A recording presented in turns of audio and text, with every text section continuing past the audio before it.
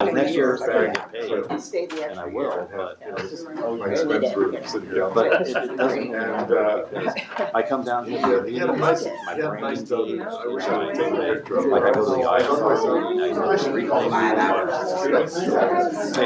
You just need to show he's fighting those demons. Yeah, I never realized until No, there and I car just, accident. Ruth Ann and I had breakfast a few months ago, and you have no idea how much. I just thought he was a lousy driver.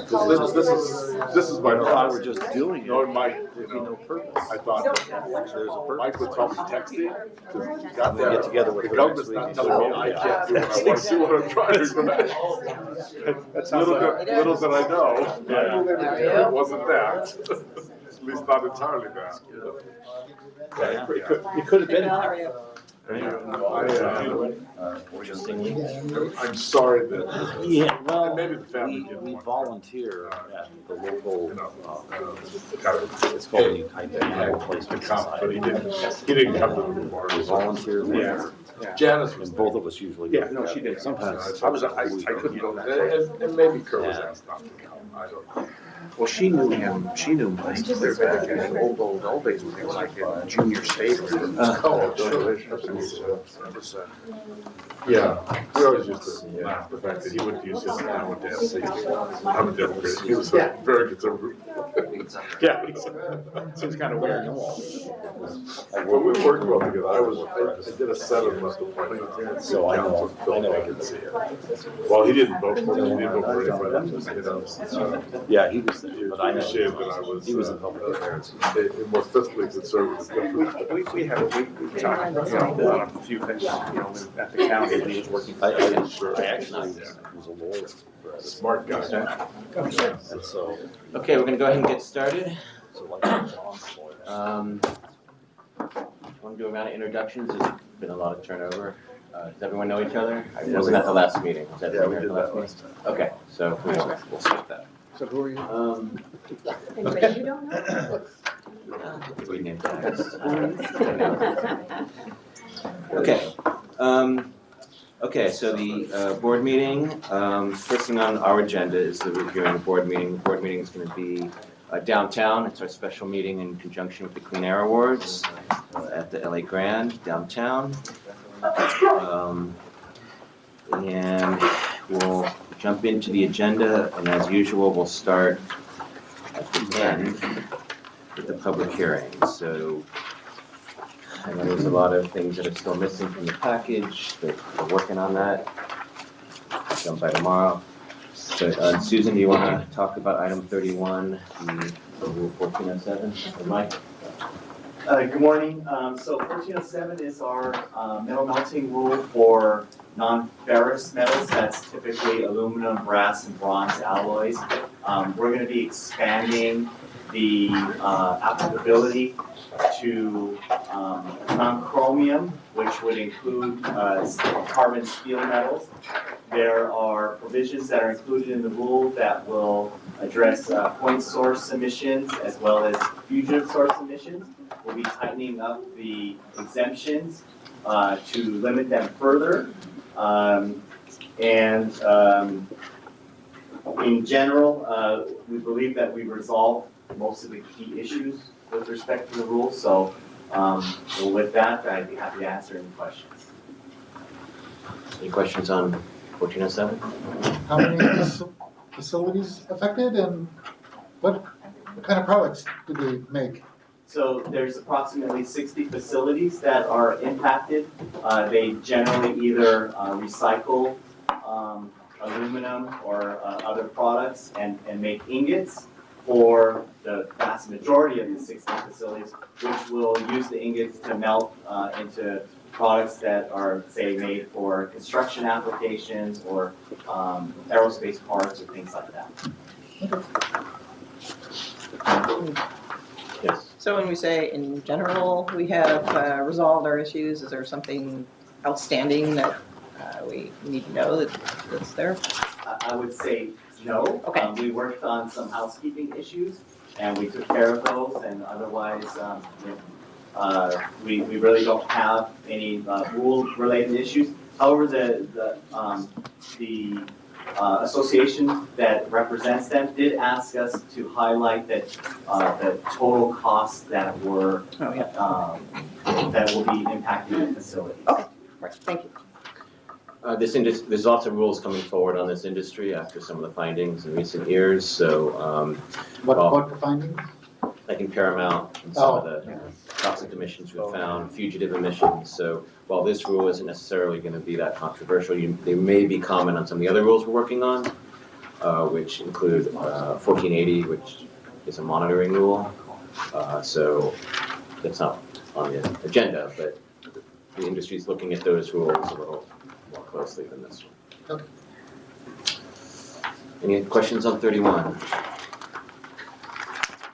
Just backing up to 30, I know it's not a public hearing, but, so we're coming back to the board as we do periodically to update on what we call the facility-based mobile source measures from the 2016 Air Quality Management Plan. These are 5 measures addressing warehouses, rail yards, ports, new and redevelopment, and airports. And so we'll give an overall update on all 5 of those. 2 of those are regulatory efforts. 2 of them are actively working on memorandums of understanding, and a 3rd one we're still kind of in a study mode. So we gave Mobile Source Committee a full update. The board presentation will probably be quite similar, just probably a little shorter.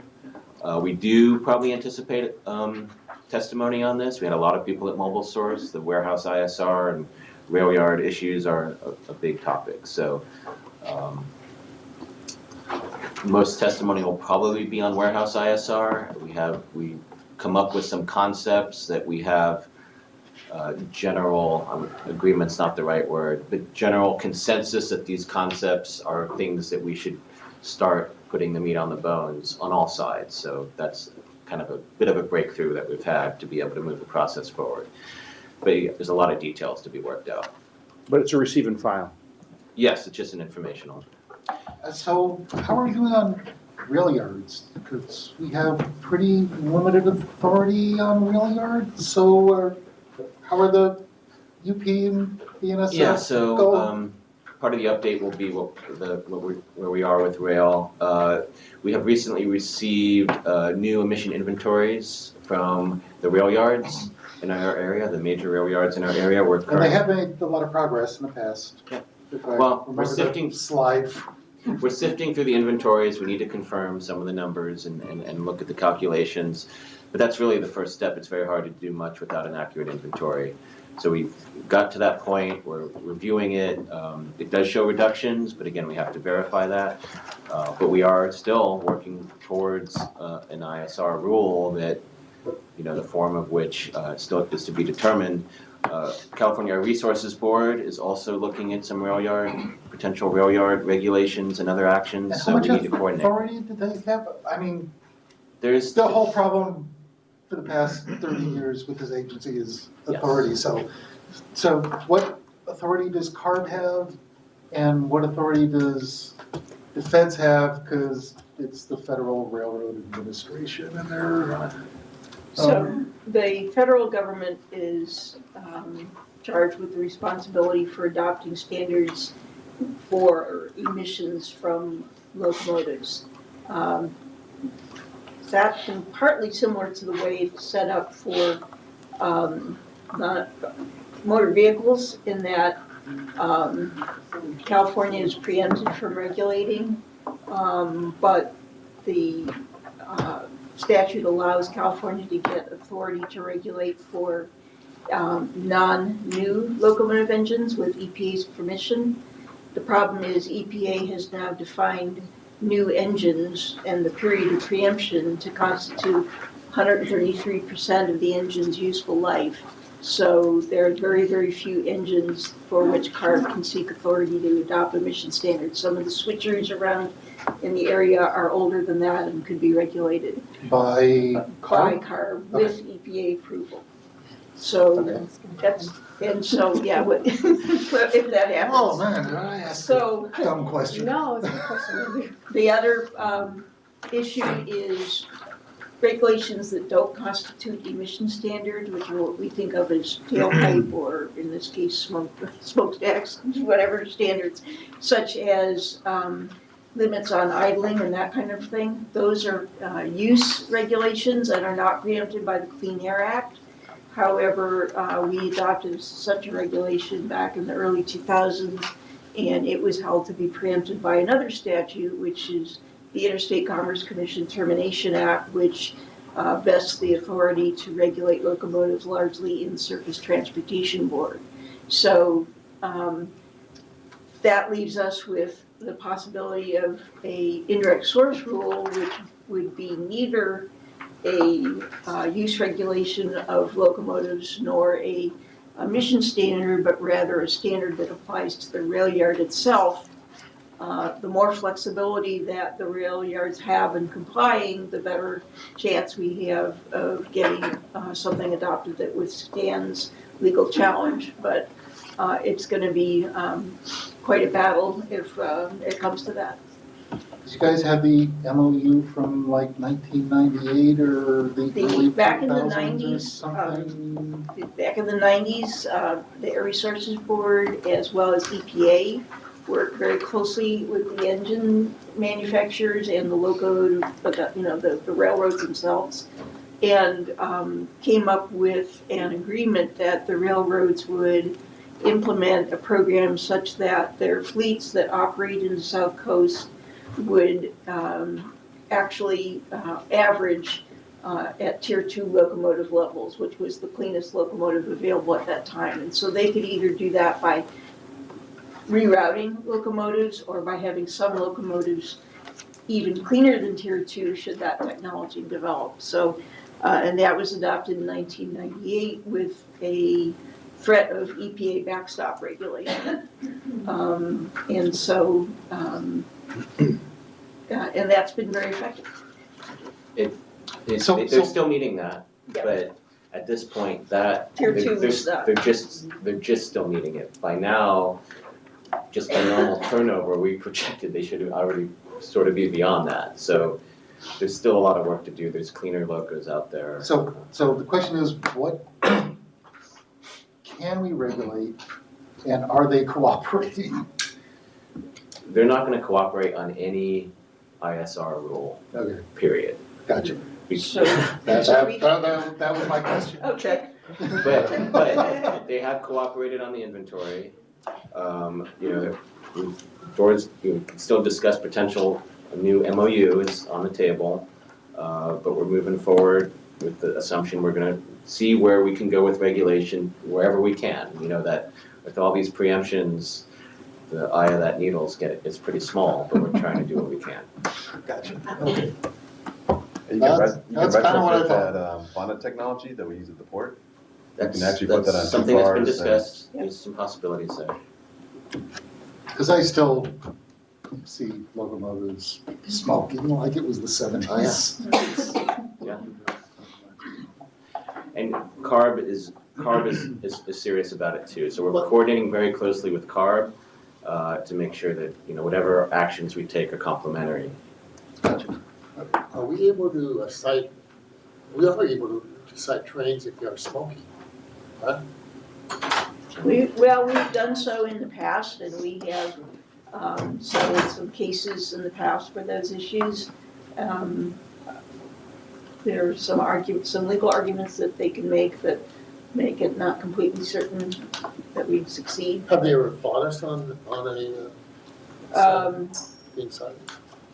I think the time they fought us, we were citing them for idling as opposed to smoking. And they did bring a preliminary injunction. This was about 20 years ago to try to stop us from enforcing based on that ICTA statute that I mentioned. The court denied the preliminary injunction. We settled this case. This had to do with the Colton Crossing. And ultimately, that case was settled, so there was no determination on whether we were preempted or not. Was there something on opacity going on at Roseville at one point up in Northern California? I thought that was part of something. Remember that name? Okay, yeah, thinking of something else. Okay, any other questions on that?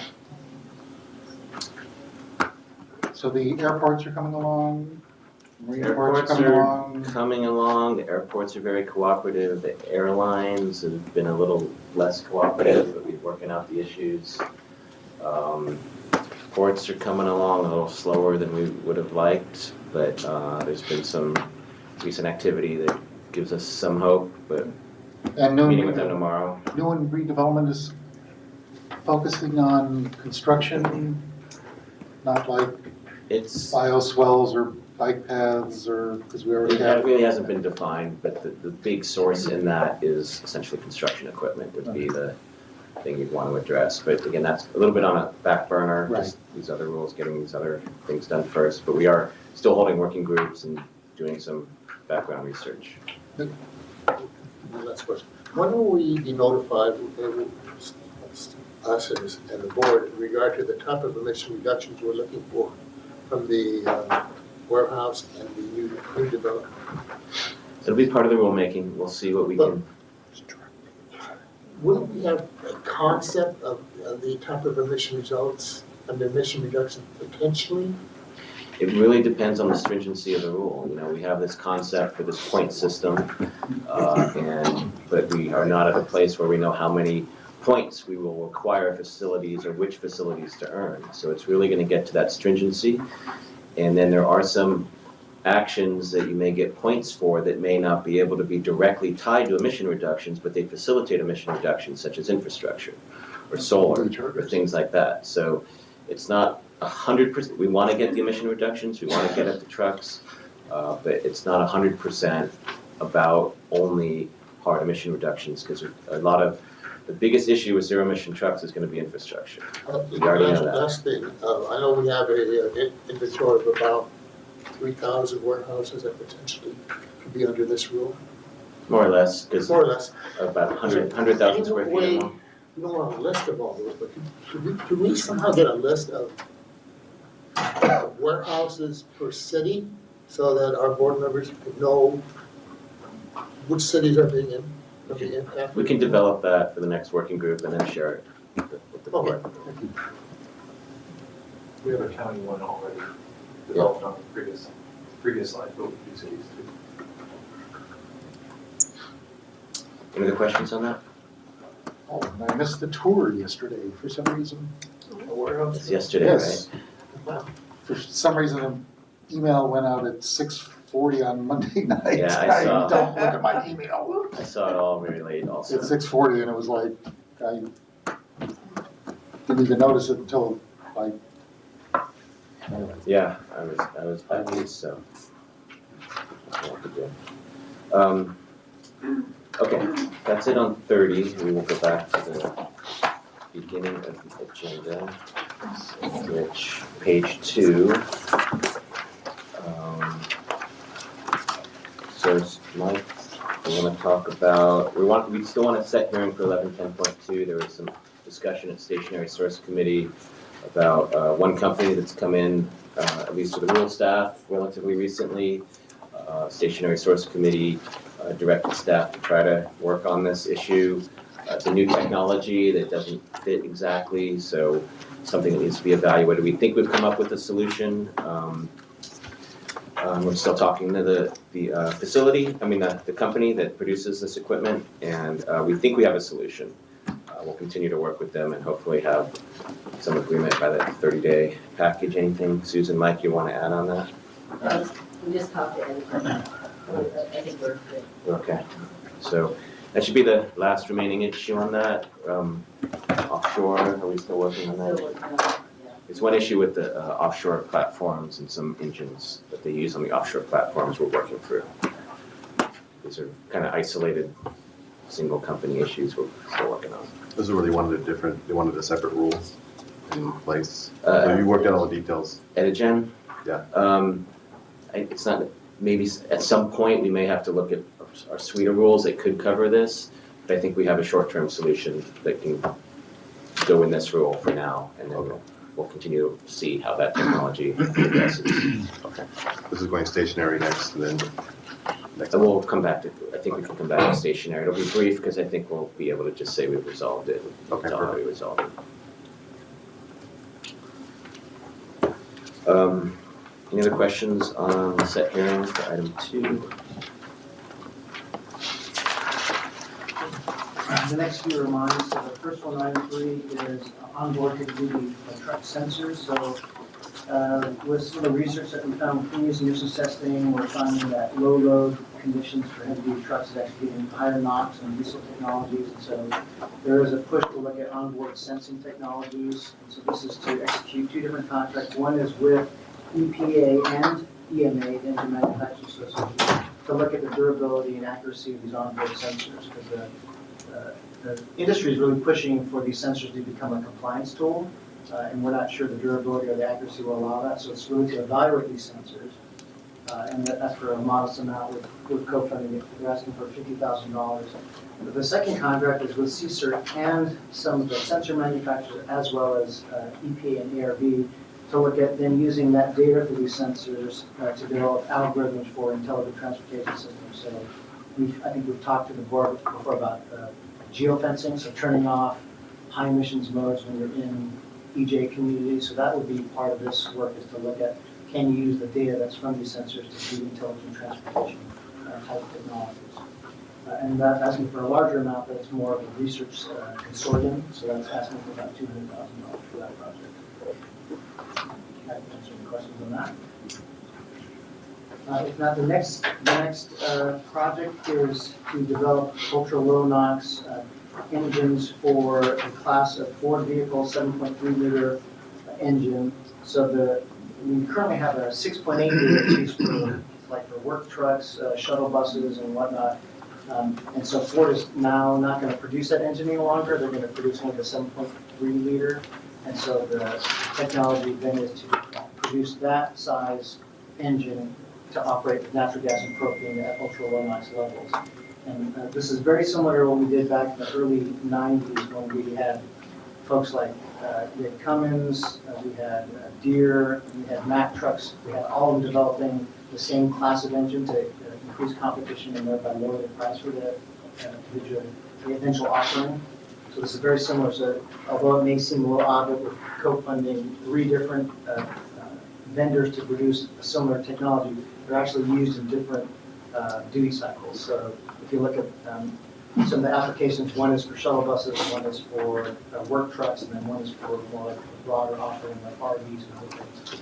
So that's to fund 3 different vendors with SoCal Gas to develop this ultra-low NOx engine for the 7.3 liter class size.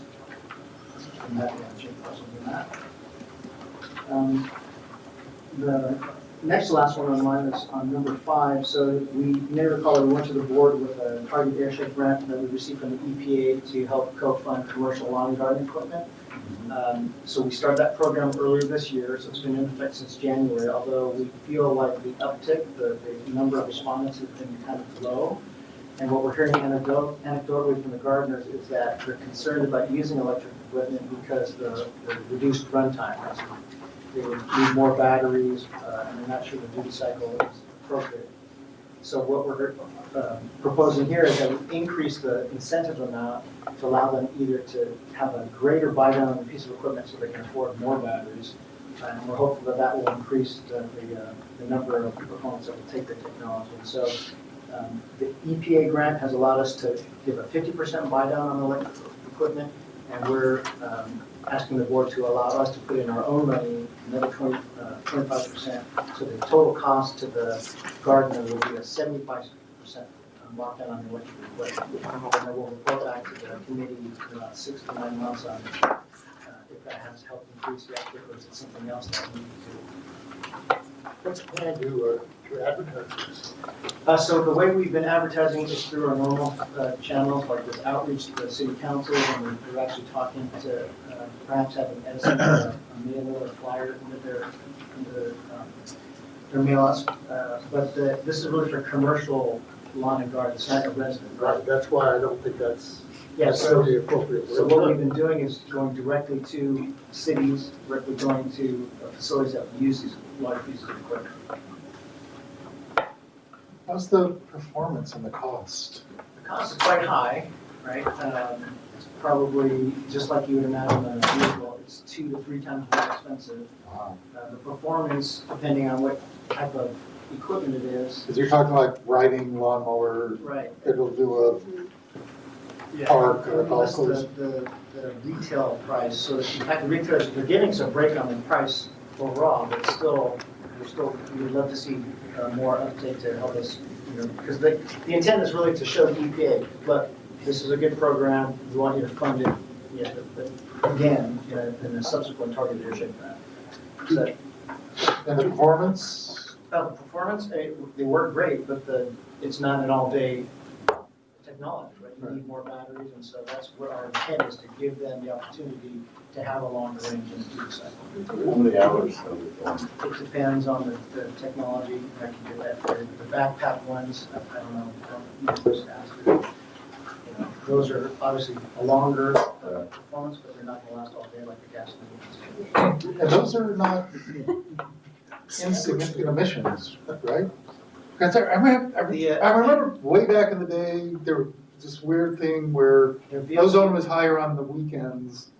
Yeah. And I can't remember if the theory was, it's because I'm mowing my yard with my super. That's a modeling issue, but I would just say that the typical lawn and garden equipment, the two-stroke engines for especially leaf blowers have high VOC emissions. Riding lawnmowers can be diesel. So if you can get rid of those, then you can get rid of the diesel in particular. But most of that equipment that we're talking about is using gasoline. But as you mentioned, a lot of the large facilities,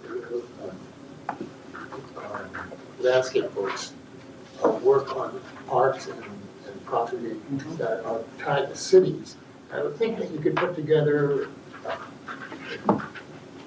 kind of a thing where you gather those who are interested and do a demonstration and talk about what the problems are, and better than going through the routine of doing the PR that we've done. So we've been talking to specific cities, but we need to find out how much that's gonna cost us Why in not? an outreach program.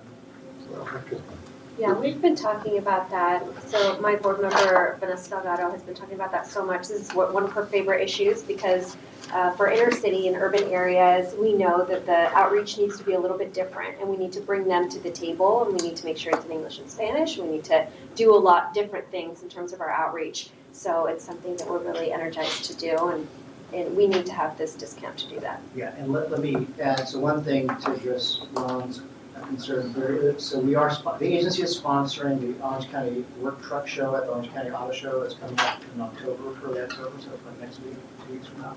As part of that display, we're gonna have electric trucks, near zero work trucks, and we're also gonna highlight this program. So the intent is to show the mowers, the leaf blowers, all that, and then since these are cities that are gonna be coming to the truck show, we'll have the opportunity to outreach in that setting as well. So we are trying to.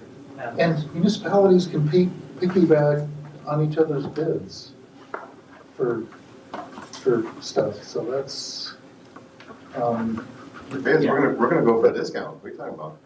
This is a direct buy now. okay. Yeah, but a lot of cities use contractors, and so cities have to take the step if they want to do it, to ask their contractors to use this type of equipment in their next contract. Yeah, a lot of cities are outlawing gas leaf blowers, right? In fact, that's where we've seen a lot of the sales have been in municipalities where we believe there's a ban. And then even on the rider boards, it's a lot quieter. I mean, in terms of performance, in terms of noise, it's a lot better. So they're attractive, just getting those costs in the right place and getting the acceptance. And you're right, VOC emissions from lawn and garden is a major part of the inventory. Mostly evaporative emissions, just from the sitting around in residential garages and things I like that. throw us out of compliance for every time I fill my lawnmower, because I spill a bunch. Matt, how strong is the pushback on requirements? If you listen to Senator Delgado, her concern is that there's been very strong pushback. One is because you have to get them to go to cross over to business as usual mentality, and then what they hear is any anecdotes from their colleagues to say, it's just that doesn't work. Yeah. So it's a double whammy. You've got to get over the perspective, and then you have to offer them sufficient incentive to actually try. So what we're also contemplating to do is getting folks that have already done like South Pasadena and others to have them spread out the word of mouth, because it's, why listen to the government, we should listen to Words. contract. I also think the first generation of some of the equipment was it was new. It was the smaller companies, the green machines, and there were some issues. So I think the professional people are like, oh, it's not working. I need to go 10 hours straight, and I got a couple gallons of gasoline. I'm solid.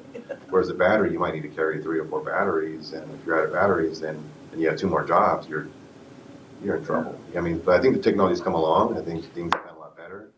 It's just convincing them. But I mean, I am interested in seeing which cities have. You maybe get to sort of phase it out to give more time to develop this technology. But I think a lot of cities can begin doing that. The counties to begin doing that, given a phase out time to allow for that development, but and take Yeah, the advantage good of news is you've got folks like Nikita and Steel, and some of the big players are now producing the technology. It's not just these little, small kind of niche companies. This is going to be the best day ever for Mr. Cacchiotti.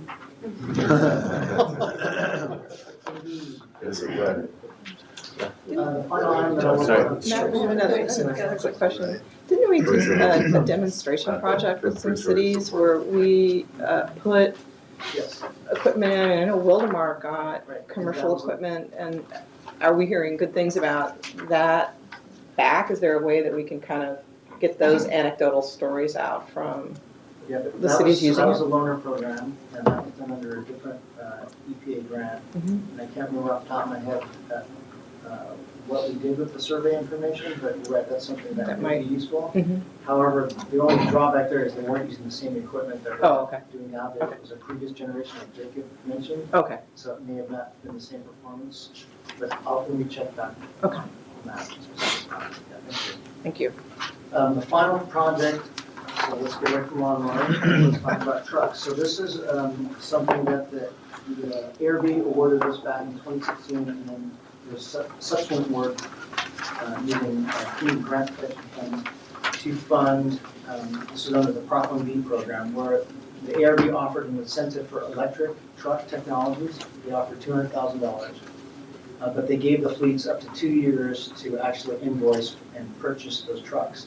And this is back in 2016. So now the fleets, as they're running up against this deadline, are saying, well, you know what, we need the vehicles now, so we'd like to change our order or grant from zero emission, because there aren't technologies that are certified, to near zero. So they're going to be purchasing the .02 grand engine instead. And so we're just asking the board is to let us make those changes. There are currently a few fleets, about 150 trucks that want to change the order. But we're also asking the board to let us allow to make any other subsequent changes if the fleets come to us and say they want to change from zero emission to near zero. So that's one portion of the board budget.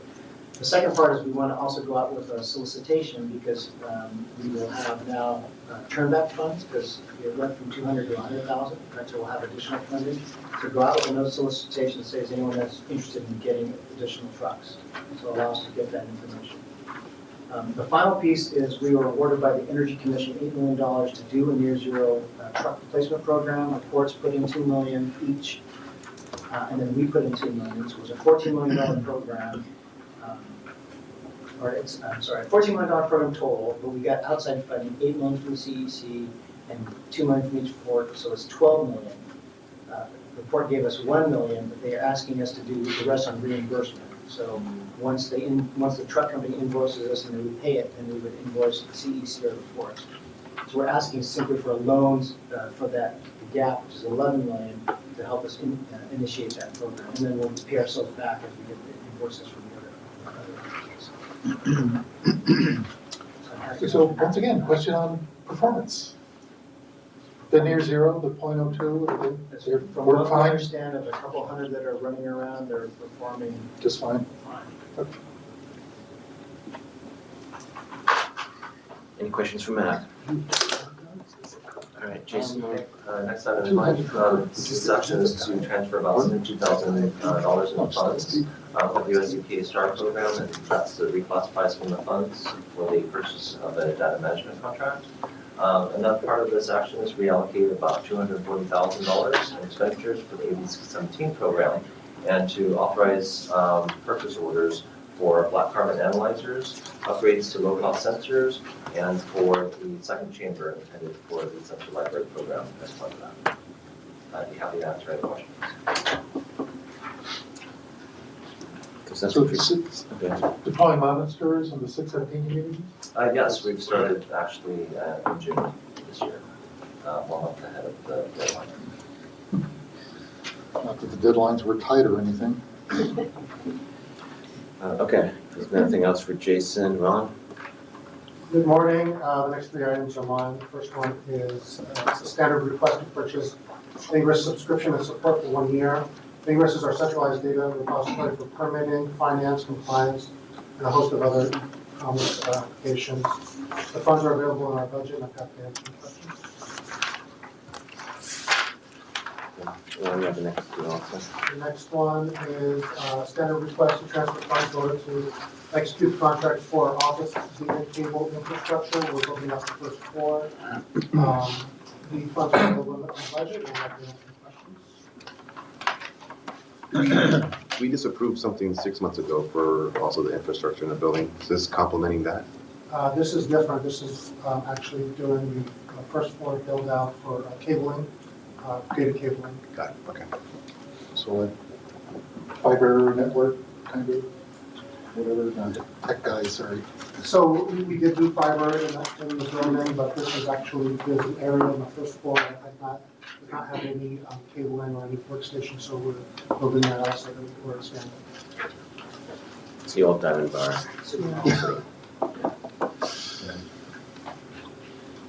And the last one is, it's a standard request to amend our development contracts previously approved by the board. This request is to provide funding for projects including AQ spec, annual emissions report system enhancements, as well as maintaining web service support. And the funds are available in our budget, and I'm happy to answer questions. Okay, John? Good morning. The first item is to amend the current lease with our field office in the South Bay area. We've had an office out there since 1995, and we're seeking to expand our occupancy and our use of the space and to extend the term of the current lease. So this item is to add 7,900 square feet of workspace and to extend the term by 5 years.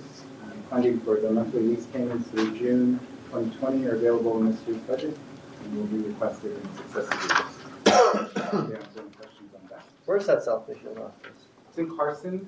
I forget the exact address. It's off of the, between the 405, on the corner of the 405 and the 710.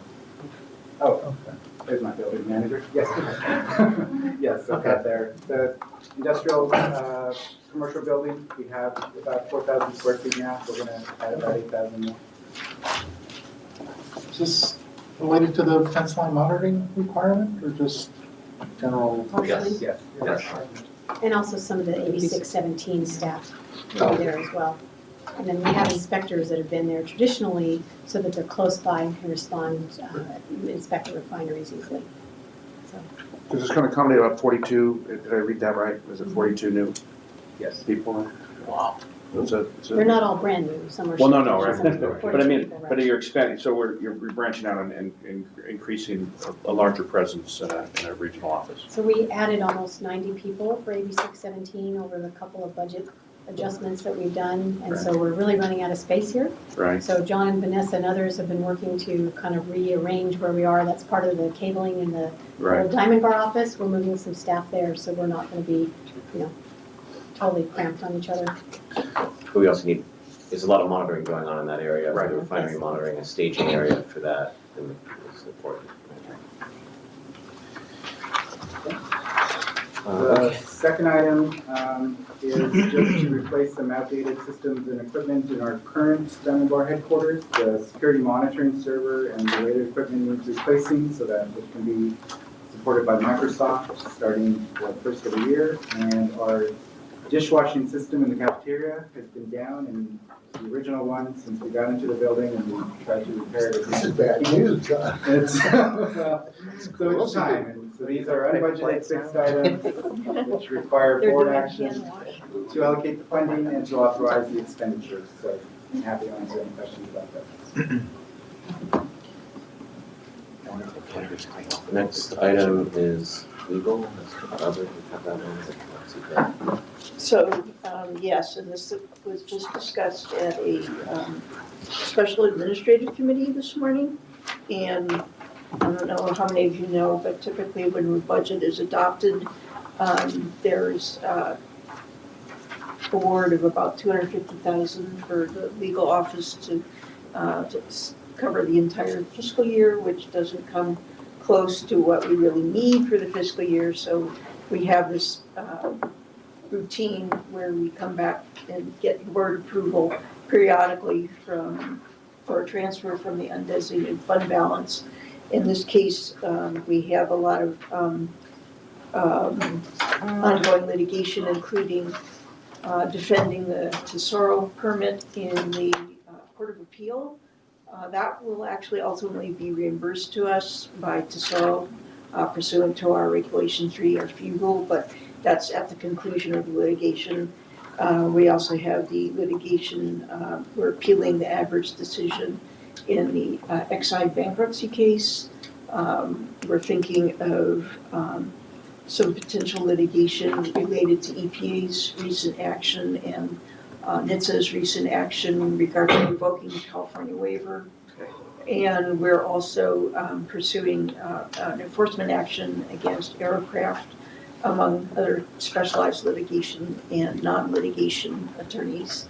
So we're asking for an award of designation out of the undesignated fund balance of $450,000. Question? Yeah, I've got a few questions on this one. On the item, it says that the funds would come from the 2019-20 budget and/or the 2021 budget. Do you have a breakdown of how much is coming out of the current budget and how much would be kind of borrowed from the future budget? Or I use borrowed? It's actually the other way around. It's what we're asking for is that it be added to either this year's budget or next year's budget. And the reason, really the only reason for that is that in the event we don't use up all $450,000 in fiscal year 1920, the thought would be to carry it over to 2021 so we don't have to come back as quickly for our supplement next year. That's what that's all about. A couple other questions? Yeah, there's 5 items that were listed as needing funding or actions that need funding. There was a late notice administrative committee meeting that generally signifies, not always, but signifies that there's some sort of urgency, that it's not going through the regularly scheduled committee process, then going through the board. Is there anything about any of these 5 items that are of an urgent nature that we had a special meeting of the admin committee? So I didn't mention, there is one that is somewhat urgent and that we ended up, let me back up. We hired outside counsel to assist us in opposing a proposed finding by the state controller's office with respect to the way we had characterized and kept track of the funding for a incentive program project that they uncovered during an audit. So it was only this one item that they found that there was anything to question. And they did not find that any of the money was misused or anything like that, just that we had improperly characterized it in a subsidiary ledger. So all that I know sounds very, very weedy to you folks, but the reason it matters and why we hired outside counsel is there is a provision in state law that authorizes the Air Resources Board to provide advance payment to air districts if they, in order to carry out incentive programs. In other words, we get the money in our bank and then we enter into contracts with the projects. And that statute says that the air districts have to meet certain requirements in order to get that money in advance. Otherwise, we'd have to front the money to the projects and try to get reimbursement from CARB, which we don't obviously have the ability to do that. So it would really adversely affect our incentive program. So one of the criteria that the air districts have to meet is that we have no, quote, outstanding findings from financial audit. So we don't think this particular decision qualifies as, quote, outstanding finding anyway, but just to be safe, we wanted to contest whether it should be called a finding at all. And so we hired outside counsel on a rush basis, and they did a great job, helping us. We haven't got a final decision from the state control yet, but that was and since we didn't have a contract, we didn't have money, we didn't have a way to pay them for their activities. And they are looking for payment to close out their fiscal year this year. So is that one of these 5?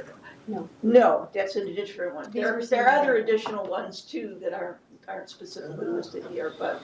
All right.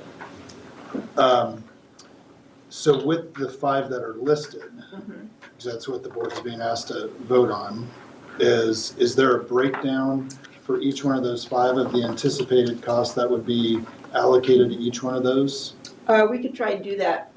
I don't have it right offhand, but we can try and do that by the time for the board meeting. And has it been contemplated to separate have it be a motion for the board that separates them out individually, so the board's not taking them all collectively as one vote, that the board's allowed to vote on each one of those items on its own merit? Matthew, I don't believe that we're asking the board to individually weigh in on each of the projects.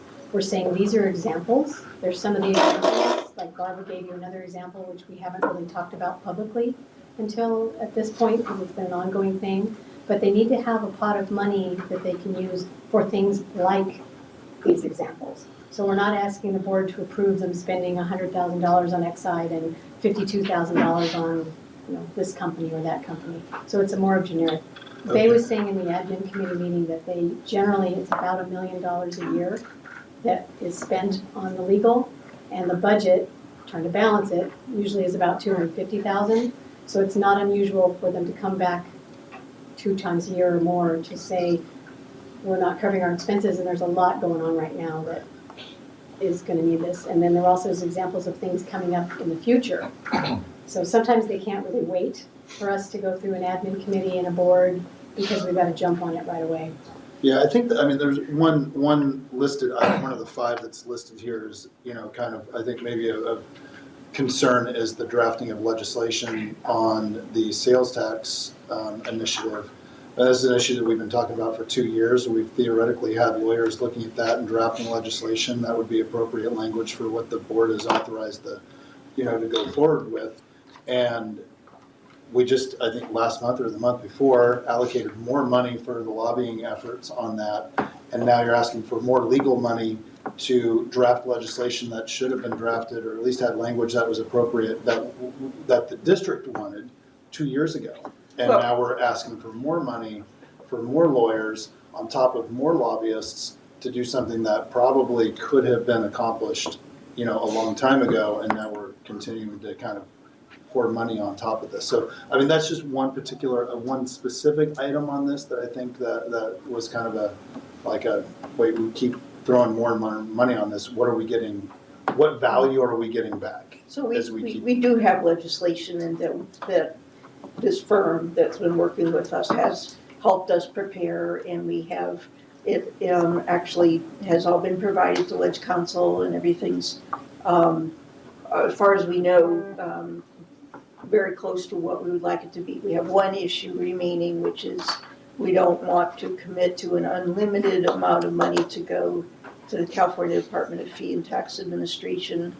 And so we're trying to work for a compromise of how much money they want. Is it gonna be 300,000, 3 million, 30 million, makes a big difference. So that's the issue that's remaining, but we want to leave, we mentioned it because we anticipate that there may be other questions as the bill goes through the legislature and people ask for certain things to be done, we need to look and see, whether the stakeholders' request is appropriate or not, that's why. And those would be issues that the lobbying team are unqualified to address with the legislators and the, Well, the lobbying team aren't lawyers. so they're this not, is they wouldn't be qualified to address not the legally, specific issues that you're talking about. Not legally, they would be qualified to give us political advice, but not legal advice.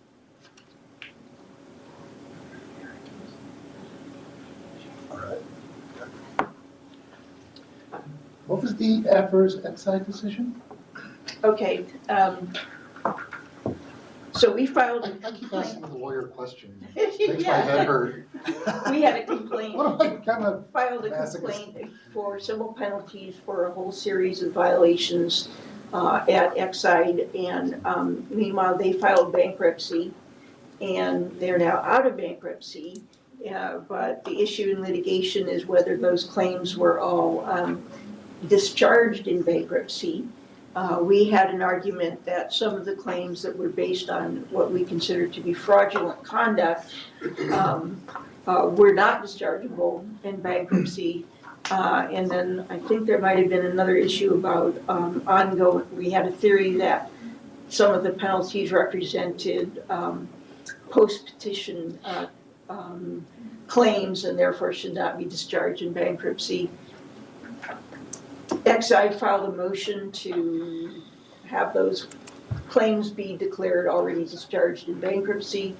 That was a couple years ago. We worked on settlement in the interim, and that was decided adverse to us. So we are working on an appeal on that right now. Okay. I tried to be shorter on that one. No, as long as there's not a quiz in the morning. You learned your lesson yet, Andy? Pardon? Have you learned your lesson yet? Yeah. So I think I heard that $1 million is sort of what we end up spending, but we budget 250,000. Is there some thought about budgeting more? Don't ask legal, we're not the ones who answer I just, it's like, to come back for, $450,000 extra appropriation on a $250,000 budget seems like, I mean. So then the direction from the board is to balance the budget. And so we do our best to balance the budget, and then, mid-year or something like that, if, depending how the year ends, we come back for some, appropriations. But of course, it's a flexible budget, so, things happen, and we have to come to the board to ask for additional appropriations accordingly. Far be it for me to judge the board's decision about balancing the budget, but it just seems like it isn't working. Well, but it gives us an opportunity to talk about these kinds of things, and that's something the board probably appreciates that. Staff would probably prefer not, but this gives us an opportunity. Gives you an opportunity to see where the mid-year budget is as well, and where you stand, to see whether you want to allocate more money or not. So that's the idea, is if you did it at the beginning of the year and gave her more money, then I would lose money, so something has to come out. It'd have to come out at some point, so. And Sue John and I get to wrestle with everybody, so it's not pretty. Then I'd be coming back mid-year asking for money. Yeah. Okay, any other questions on the legal services? No. Thank you, Andy. Okay, so the rest of page 6 is our reports, 14 through 16. Any questions on it? Oh, before we do, I do have a couple of speaker cards. The topics seem not to be related to any specific agenda items, so I'll just take these as general public comment, if that's okay. So we're done with this. Not yet. Not yet, we'll do that after. So 14 through 16, 3 reports, any questions? I just noticed on some of the penalties, there was a hefty, big one from Home Depot. Yeah. Was that the coatings?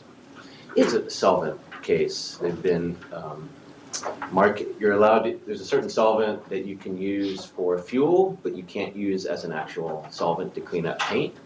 So they have cans that said fuel, but they put it in the paint section.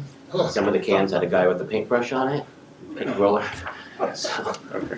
so there's a Home Depot piece, and then there's still the manufacturer. Sue the artist. And then Mission Foods, there was, I know there've been issues about their ovens, is that, they're, I'm not familiar with that one. okay, there were some large settlements there as well. I think it's 1153 Okay, so that's the emission standard for commercial bakery ovens rule, so it's presumably an emission violation of that rule. I'm not sure. of the Yeah, I understand, specifics. I know it's a little wonky, I know No, I that we had can get it issues if with you them want it. before because of that. They originally had difficulty trying to get a compliant oven when 1153 first was passed. And the district was working with them to try to find a compliant oven that allowed them to bake the chips. So generally speaking, we do not settle a case until they've come into compliance. So as a general rule, the fact that this violation has been settled would normally mean Okay. it's come into compliance, but I can check for you if you'd like. Thank you.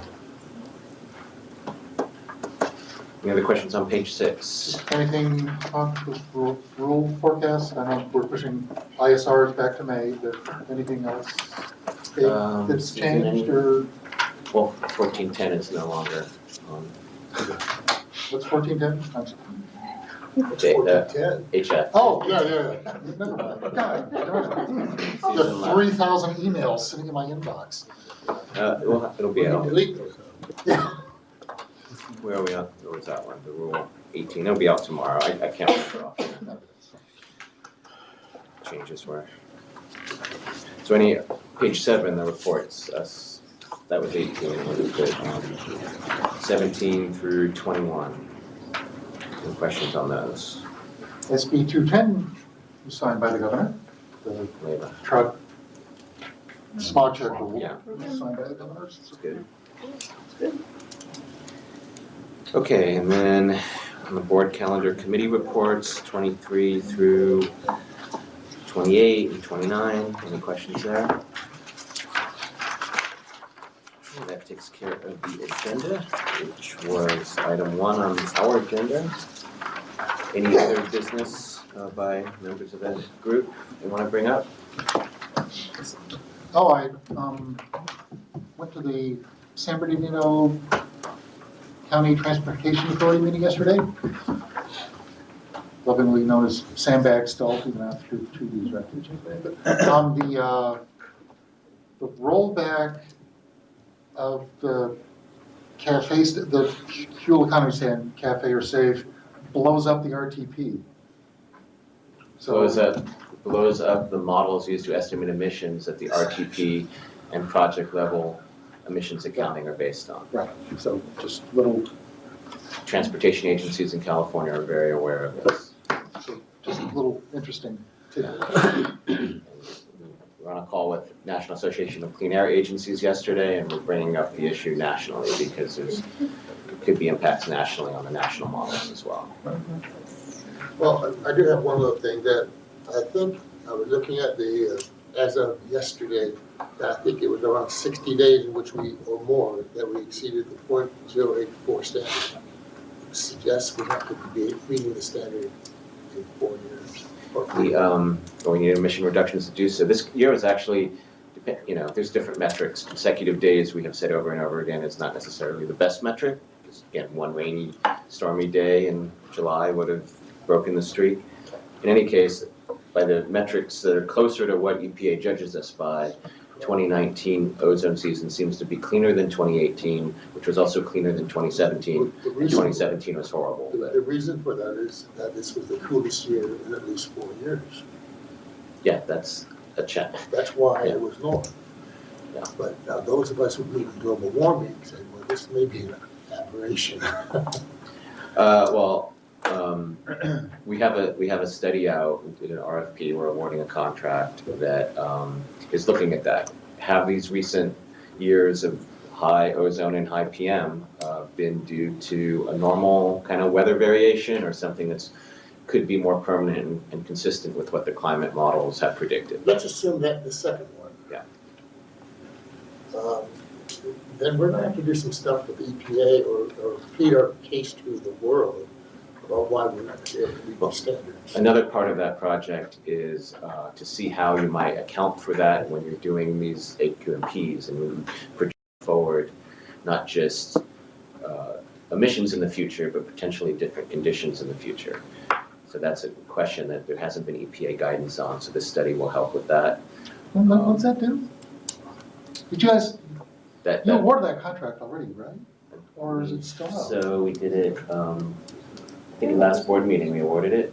So it's about an 18 month, we'll get some preliminary results in about a year, but I think overall it's a 2-year study. That's correct. Okay. And when's Mates 5 gonna come out? Probably mid next year, I think we're looking at. It's just been a lot of work. God, These SIPs and things, can't and even all the imagine. same stuff.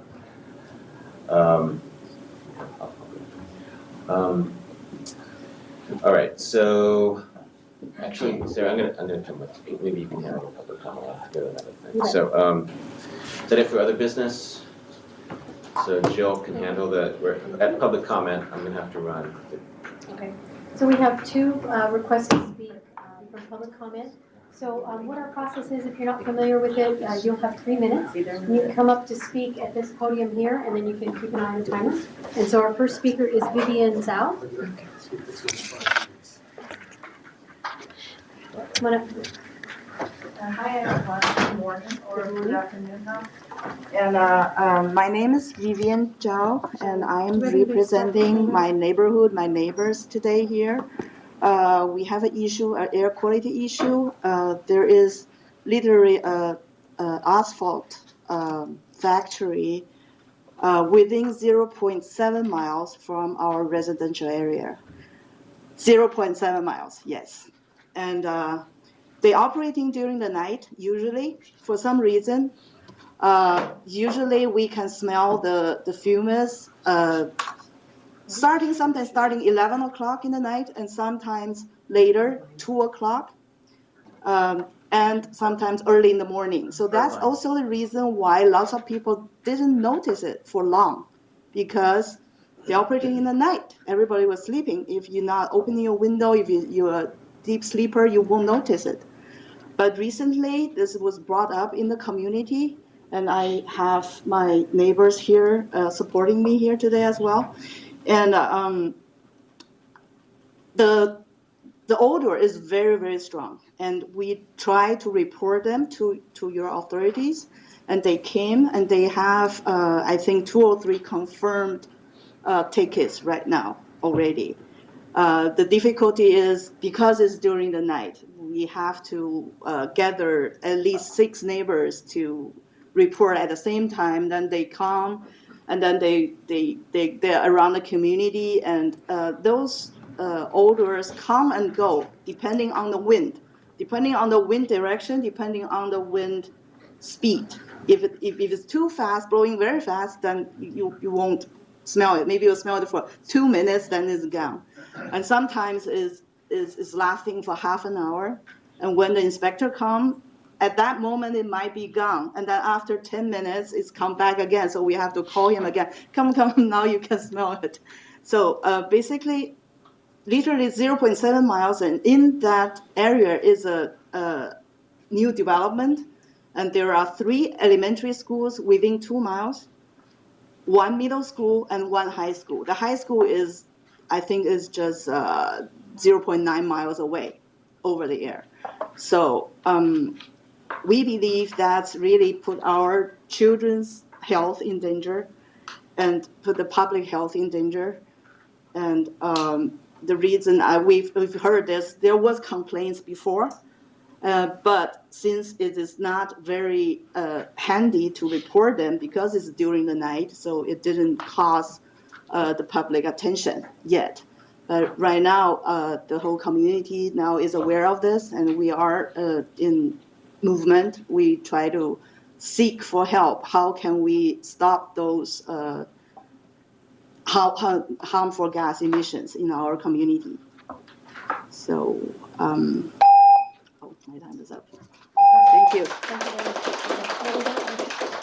We don't normally clap at these meetings. So. And then we're so excited. the next, I can understand that. The next speaker is Jin. Jin. Thank you. We're actually all together here, so addressing the same issue. And she already mentioned most of the stuff, so I'm just gonna add on some to it. So main problem is that the all American asphalt, they choose to discharge or releasing the gas during the middle of the night, probably 1 p.m. So when you are sleeping, how can you know that they're releasing those cancer-causing substances to the air? And as you can see, most people who live in Irvine, they have kids. I mean, I have a baby who's only 4 months old, and I have an older son who's only like 3 years old. That's kind of like the thing, pisses me up. And so, as we all know, people living nearby are exposed to cancer-causing substances that can cause long-term damage.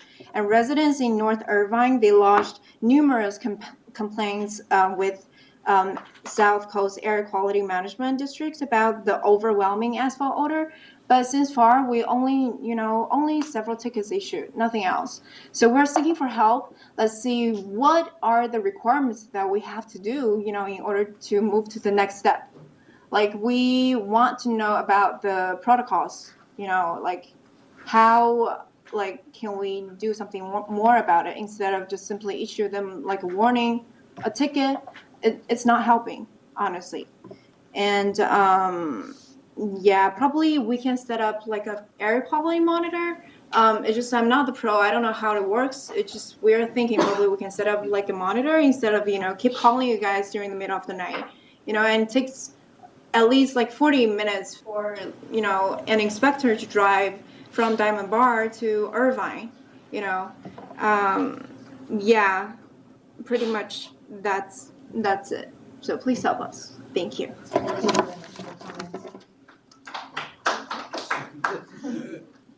I know you can't help it. Jill, I know it's public comment, we don't normally get, but can we have someone follow up and maybe report back to at least the consultants of the follow-up? So, I can see this going to the board next, and it can elevate it, so if we can. We can down. summarize. I know there's been a lot of things on this. I don't know if Mr. Marion want to speak to it, but we can put together a summary and send it back to the consultants. And I just want to tell the folks in the community, it's sometimes really frustrating for owners because, like you said, sometimes they're there, sometimes they're not. We're not an emergency response agency. We don't have folks there, but we do send inspectors in the middle of the night when there are a lot of complaints or issues like this. So Marion Coleman's the head of our compliance and enforcement division, but the pattern of the complaints, when people call, what days of the week, what time of the day, that really helps us. And so you don't see what goes on behind the scenes. We send the inspectors out, we talk to folks, but then we get our engineers and our inspectors and our scientists together and look at this when there's a problem. So you see what your end is, but you don't see there's a lot more work that goes on, that we really are trying to work on this and other issues. But it's somewhat frustrating. I don't know if you want to add or. Yes, we've already confirmed one public nuisance violation. We have 2 more that we confirmed last weekend. We're collecting the complaint forms from the complainant, and so that we can issue those 2 additional violations tomorrow. We've also been in contact with our legal department about pursuing an additional case against the facility. We have inspectors that are going out from home with 1 call, and because it's now going to be on our hot list where it's a high priority. And from our understanding about the complaint, it involves a contract that the facility has with Caltrans. And so they're producing these additional asphalt material. I think it's for some work done on the 5 freeway. And so we've been in talks with the company. We've also reached out to the local police department about truck traffic. I think that has also been a part of their complaint. And the police department has assured us that they're going to try to reroute them so that they're not going through the community. And so we will continue to work with the community and also our legal department on the next steps.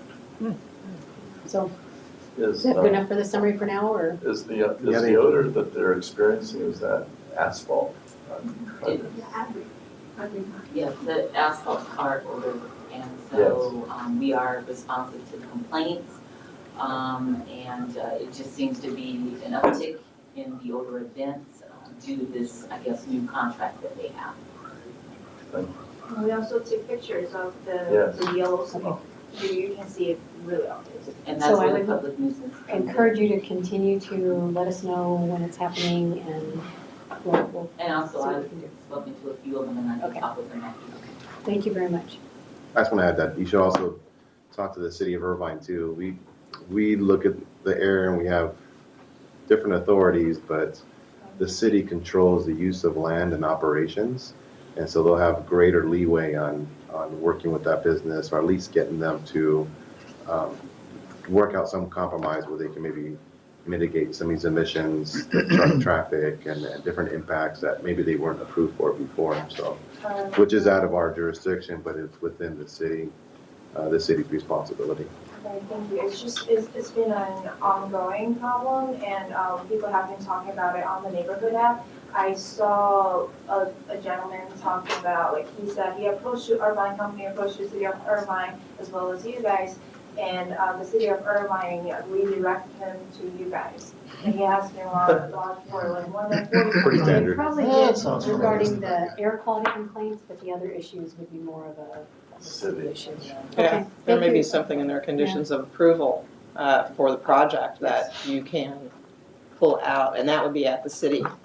So it's probably operating under a CUP, so conditional use permit, sorry. Okay. And so if you pull that project file, there may be things in the conditions of approval that will help you make the case to the city to get them to do things. Is there any way that we can bring everybody on the same page, you know?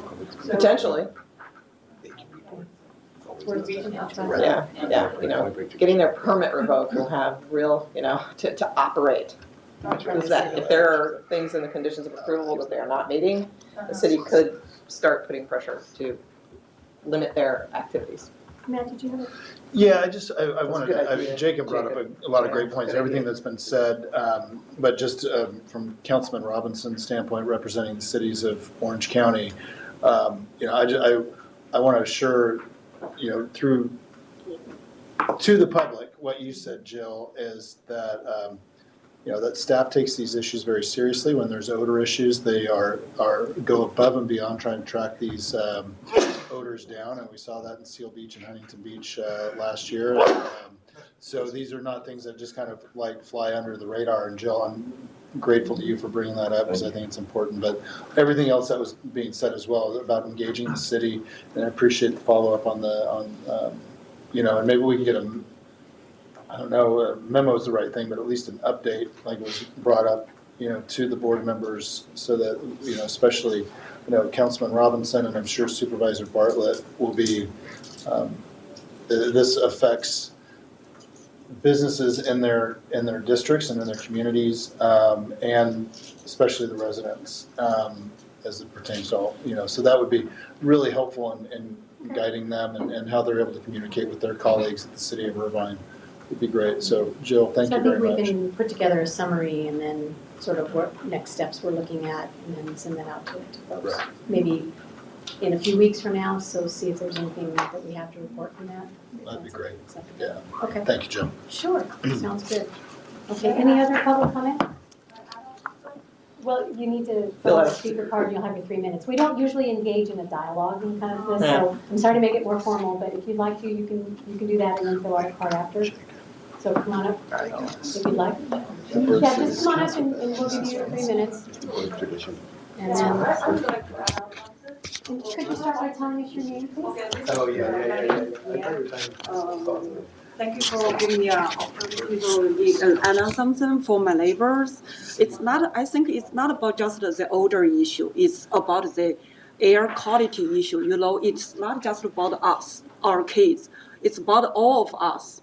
This is not just odor. It's a chemical issue. It's very unhealthy to everyone. Especially sometimes make us very nausea. And especially my kids has some like a health issue. In our room, we use every conditioner. So once at the first beginning, I didn't realize it's because of this. So every time when I smell something, our air conditioner turns the normal color blue to directly to the red. And I take that like a more strong, takes at least 30 minutes to like turn to orange, then turn to blue. So that's not just the odor issue. And especially there's not just one school. There's Sierra Vista, Portola, Northwood, like Eastwood Elementary. There's another like elementary school. So, and all I knew, I just moved here not too long. Before that, there's some like vegetable plants or like something like that. But right now, it's not. It's a bunch of neighborhood, more population, more kids. You know, the company should think about relocate. We just don't want him like change the emission schedule or to, they keep doing that. We don't want that. Actually, we want them think about relocate or shut down. So not just to change the schedule. It's affect everyone. So that's all we concerned. Thank you. Thank you very much. You're very welcome. Okay. All right. It looks like that's all for public comment, so thank you all very much for coming. And so we can go ahead and adjourn, and we'll see you guys soon.